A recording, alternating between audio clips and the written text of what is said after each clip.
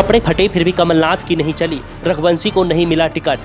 कांग्रेस में टिकट वितरण के बाद तेज हुआ घमासान, रघुवंशी के साथ हुआ धोखा। 4 दिन में ही पार्टी ने 3 सीटों पर बदल दिए उम्मीदवार। 3 दिन पहले ही मध्य प्रदेश में एक वीडियो खूब वायरल हो रहा था।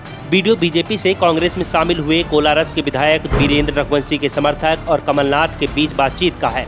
रघुवंशी के समर्थक अपने नेता को शिवपुरी से टिकट देने की मांग कर रहे हैं। कमलनाथ उन्हें समझा रहे हैं और दावा कर रहे हैं कि उनके पास आने की जगह आप लोगों को दिग्विजय सिंह के पास जाना चाहिए, क्योंकि शिवपुरी के टिकट दिग्विजय सिंह ने तय किए हैं। रघुवंशी के टिकट का मैंने समर्थन किया था, लेकिन टिकट केपी सिंह को मिला, इसीलिए किसी के कपड़े फाड़ने हैं तो दिग्विजय सिंह के फाड़िए और उनके पुत्र जयवर्धन सिंह के फाड़िए। जब ये वीडियो वायरल हुआ तो कमलनाथ को सफाई भी देनी पड़ी और मंच से ही कहा कि दिग्विजय सिंह के नाम पर उन्होंने पावर ऑफ अटॉर्नी लिखी है कि कोई भी गलती करे लेकिन गलतियां दिग्विजय सिंह को खानी है। इसके बाद संकेत मिला था कि अब रघुवंशी का टिकट तय हो जाएगा। रघुवंशी के समर्थक में भी उत्साह दिखाई देने लगा था।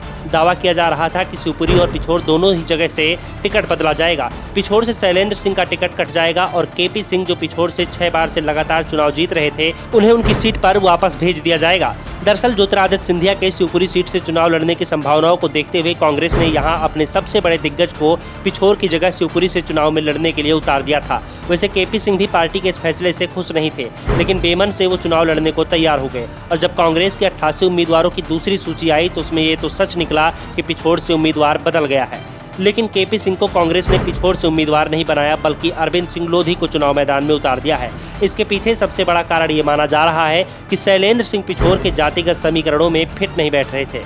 पिछोर में सबसे ज्यादा आबादी लोधी समाज की है और बीजेपी यहां से पहले ही प्रीतम सिंह लोधी के नाम का ऐलान कर चुकी है। प्रीतम पिछले 2 महीने से चुनाव प्रचार में जुटे हुए हैं। वैसे केपी सिंह इससे पहले ही चुनाव प्रचार कर रहे थे, लेकिन कांग्रेस ने उन्हें शिवपुरी सीट से टिकट थमा दिया और उम्मीद के उल्टा उनका टिकट भी बदल दिया। यानी केपी सिंह शिवपुरी से ही चुनाव लड़ेंगे और वीरेंद्र रघुवंशी के समर्थकों की जो थोड़ी बहुत बची हुई उम्मीदें बंधाई गई थी वो भी टूट गई हैं।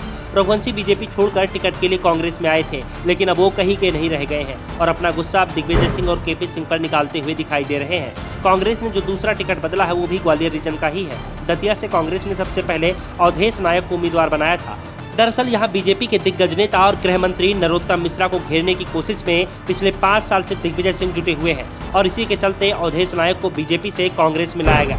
पहली सूची में उनका टिकट भी तय कर दिया गया था, लेकिन 2018 में सिर्फ 2000 वोटों से हारने वाले राजेंद्र भारती ने इसको लेकर हंगामा खड़ा कर दिया। भारती के समर्थक भोपाल तक पहुंच गए। भोपाल में जब कांग्रेस घोषणा पत्र जारी कर रही थी तो भारती के समर्थक बाहर खड़े नारेबाजी कर रहे थे। दरअसल भारतीय समर्थकों का दावा था कि कुछ दिनों पहले ही पार्टी में आने वाले अवधेश नायक को कैसे उम्मीदवार बना दिया गया।